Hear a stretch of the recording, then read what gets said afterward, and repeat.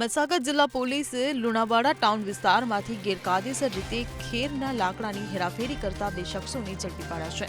Panchmahal Godhra range IGP R B Asari અને જિલ્લા SP Jaydeepsinh જાડેજાના માર્ગદર્શન હેઠળ લોકલ ક્રાઇમ બ્રાન્ચે આ કામગીરી કરી હતી. તો એલસીબી પોલીસ પેટ્રોલિંગ દરમિયાન લુણાવાડા બસ સ્ટેશન નજીક હાઈવે પર એક શંકાસ્પદ સફેદ બોલેરો પિકઅપની રોકી તપાસ કરી હતી. વાહનના પાછળના ભાગમાં તાડપત્રી નીચે ખેરના લાકડાના મોટા ટુકડા છુપાવેલા મળી આવ્યા હતા. આરોપીઓ પાસે આ લાકડાના વાહનનું કોઈ વૈધ પરમિટ કે દસ્તાવેજ ન મળતા પોલીસે કાર્યવાહી કરી હતી. ત્યારે પકડાયેલા આરોપીઓમાં ગોધરાના રહેમતનગર વિસ્તારના સાજિદ સાબિર અંસારી અને સાતપુર જકાતનાકા પાસે રહેતા ઉમર ફારૂક મોહમ્મદ ઇસ્માઇલ ટપલાનો સમાવેશ થાય છે.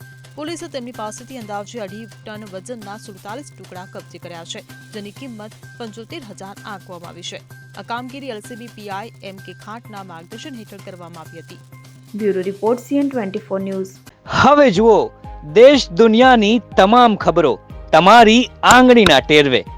ઉઠાવો મોબાઈલ અને ગૂગલ પ્લે સ્ટોર પરથી ડાઉનલોડ કરો અમારી CN24 ન્યૂઝ મોબાઈલ એપ.